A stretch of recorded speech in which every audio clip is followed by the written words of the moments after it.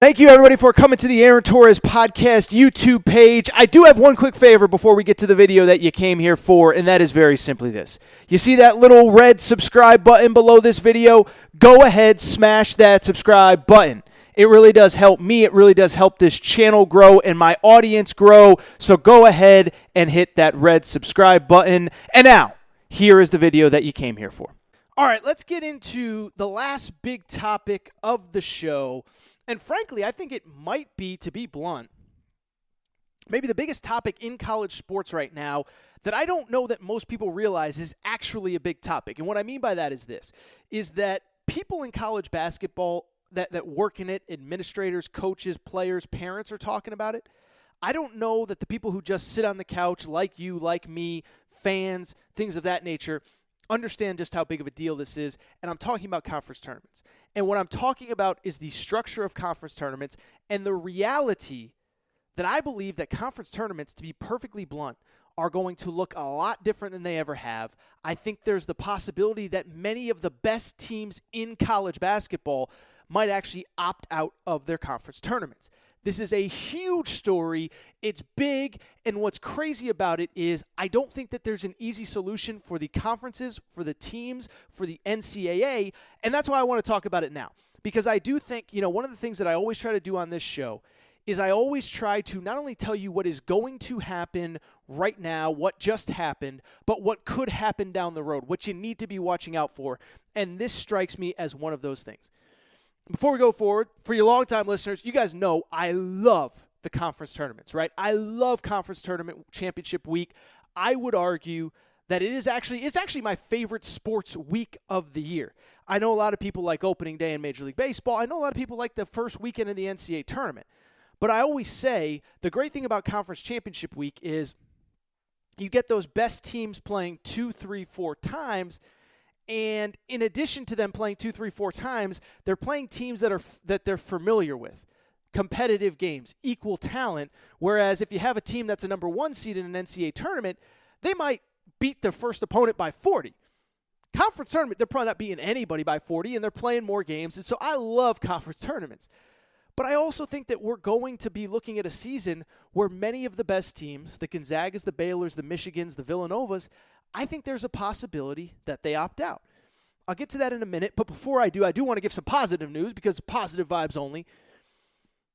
I don't think that conference tournaments as a whole are going to cease to exist this season. Now look, could 1 conference, 2 conferences, 5 conferences cancel their conference tournaments?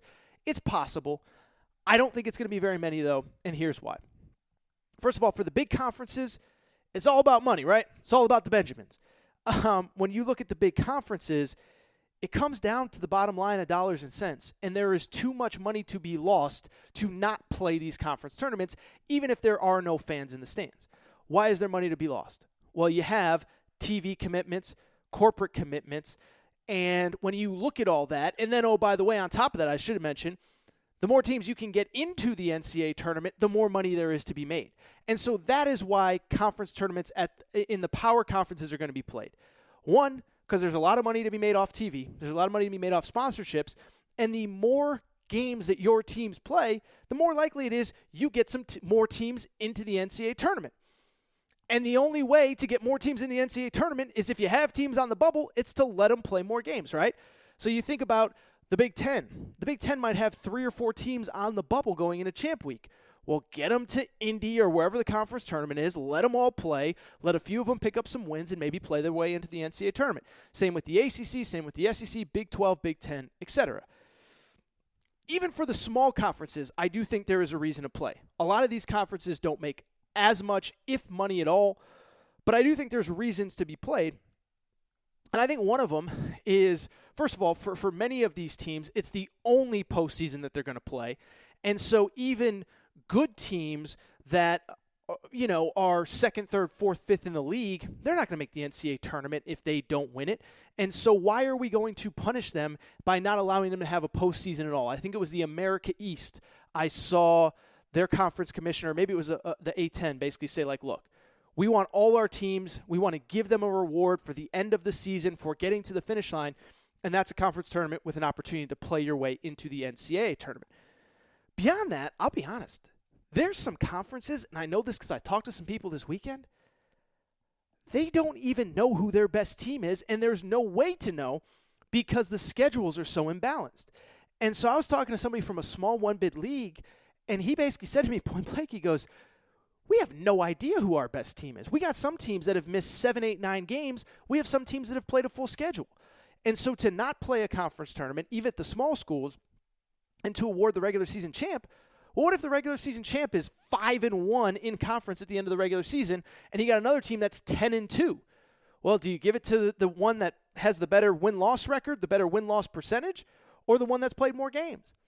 And so for a lot of these small conferences that have had to miss a lot of games, this is the only way to adequately build a conference champion and find a conference champion and put forth your best team come the NCAA tournament.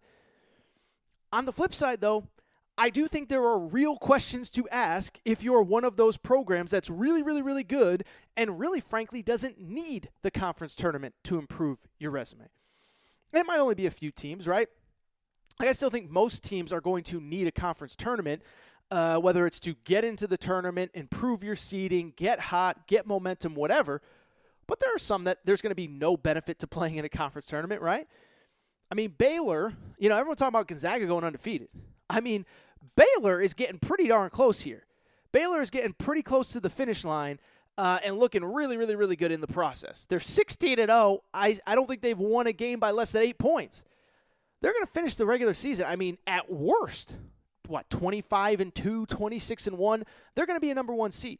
And so does it make sense for them to go to a conference tournament where all that can happen is they catch the coronavirus and they either are missing players for the NCAA tournament or maybe, God forbid, in a worst-case scenario, they can't play the NCAA tournament at all?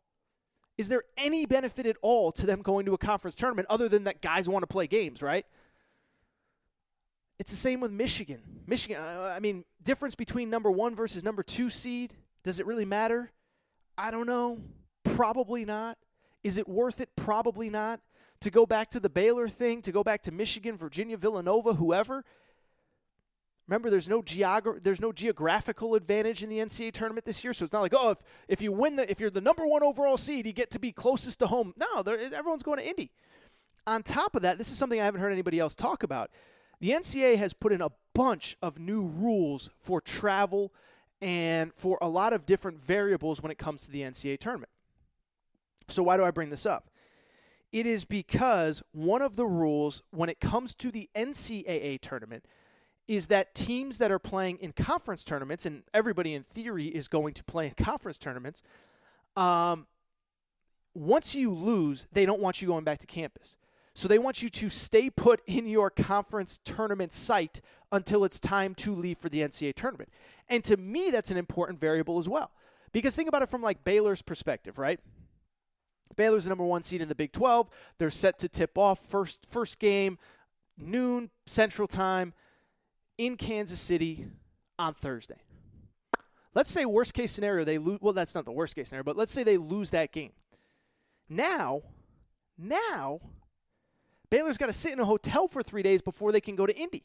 So do they want to risk going somewhere, losing, and then being stuck there before they have to go to Indy, on top of all the virus scares, which would be the case if they decide to come? And so it's a really fascinating scenario because it's one of these deals that I don't know what the NCAA can do. I don't know what these conferences can do, right? You can't force a team to come to a conference tournament. If they don't want to come, they're not going to come. It's going to piss off the TV partners. It's going to piss off the conference. It's going to piss off the sponsors. You can't force somebody to come if you don't want to. I think on the flip side, you can't cancel the tournament for the reasons that I said. Teams are going to need to play those games to either get in games, determine a champion, get extra games for teams that are on the bubble. So you can't cancel the tournament. And I don't think you can also give the automatic bid to the best team in the regular season, because then what incentive do most of those teams have to come to conference tournaments, right? Like, just think about it from the simplest team to think about, Kentucky or Michigan State. Kentucky probably isn't going to make the NCAA tournament if they don't win the SEC tournament. If Alabama and Tennessee decide to opt out and the SEC says, well, we're just going to give the automatic bid to Alabama because they're the regular season champ, what motivation does Kentucky have to go to the SEC tournament? None, because you can't play your way in. And so it's a fascinating scenario where I don't know what the NCAA does. And oh, by the way, there's also the flip side. There's the flip side where everybody gets pissed off if, say, Gonzaga decides to opt out of their conference tournament and somebody else wins the automatic bid in their league that wasn't going to go to the NCAA tournament. Then you got everybody pissed off because a bubble team just lost a spot because Gonzaga didn't show up. So it's just one of these things, right, where, as I said a minute ago, I try to present you the biggest stories in sports, college sports usually, how it happened, what you need to know, and then what is potentially going to happen going forward. And this is one where there's no good answer. There's no obvious answer. And sometimes there are really difficult questions with a really obvious answer, right? Spring sports are canceled. What do we do? It sucks. Bad problem. Well, we just give everybody an extra year. Easy answer. But this one, I don't know what you do. Because like I said, you can't give the automatic bid to a team that doesn't show up because then nobody else is going to show up. You can't make a team come that doesn't want to come. And if teams don't come, it's going to piss off teams from all over the country, right? Bubble teams in the SEC, the Big 12, the Pac-12. How about the Mountain West? The Mountain West has 4 teams that might be on the bubble come Selection Sunday. Imagine if one of those bids gets lost because Gonzaga doesn't show up at their conference tournament or Houston doesn't show up at their conference tournament or whatever. But I'm just telling you, this is a huge story. I'm probably going to write about it a little bit at Kentucky Sports Radio this week, but I am just telling you, this is a massive, massive, massive story.